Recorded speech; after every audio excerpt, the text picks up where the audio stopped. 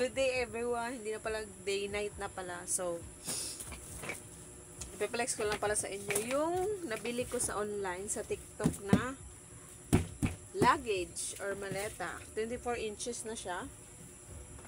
Yan. Tapos may lock na siya dito. Pwede mo siya lagyan ng password. Ayan.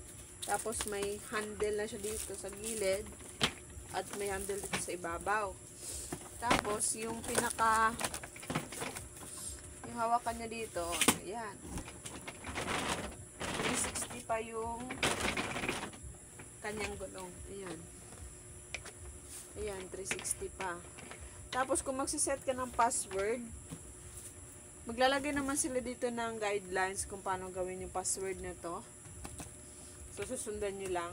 Unang password nito, syempre, ilalagay dito yung partial. Tapos, kung gusto mong palitan, meron ditong guidelines din na pwede mong gayahin kung paano palitan. So, nabili ko lang to sa halagang 1,000. Kulang-kulang 1,300. So, kasi yung time na to, nakamura ko to kasi yung TikTok, may mga voucher, tsaka naka-free shipping. So, yung halaga nito is 1,284 pesos lang talaga siya. 24 inches na guys, napakamura.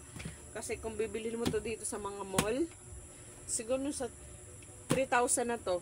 3,000 or 5,000 na to. So, super adorable talaga siya guys. Kasi, pwede mo siyang ito, ganito. Pwede rin naman dito mong hawakan. At pwede rin dito kung tamad ka. Tinatamad ka. Pwede mo siyang guyurin. Good for travel na talaga siya. Tapos, pwede siya gamitin kung mag-abroad ka. Parehas kung may balak at gusto talagang gawing mag-abroad, sumubok. So, binili ko na siya agad. In-afford ko na ito siya kahit di pa ako aalis. Kasi napakamura. Kasi pa kapag tumagal, baka mahal na. So, yun lang. Share ko sa kanila. Flex ko lang sa inyo yung nabili ko dito sa TikTok. Ayan. Hindi ko na ano kung paano ko ginawa to. So, yung pag-change pala ng password dito, di ba napalitan ko na siya kasi. Yung unang ginawa ko, may binigay sila na unang password, which is 00. Tapos, ipipress mo lang itong red button na to. Ipipress mo siya ng ballpen or pin, o hikaw, okay rin. Ipipress mo siya, tapos pag tumunog na siya, tsaka mo i-encode o ibapalitan yung password number, tsaka mo i-push into. Dapat nakabukas to ha.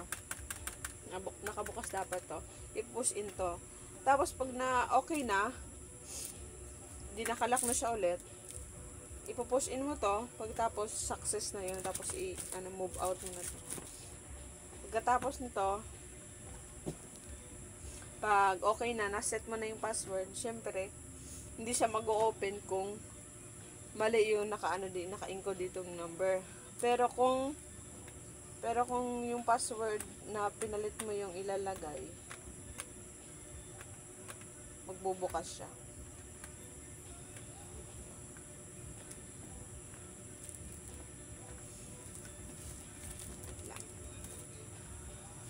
Yan siya.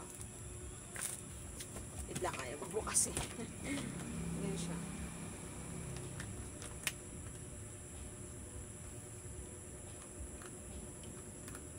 Wait lang guys.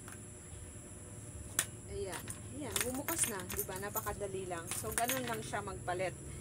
Kung magpapalit ka, diba ito yung dating password, ipipress mo lang to, encode mo to, at ibaba mo to.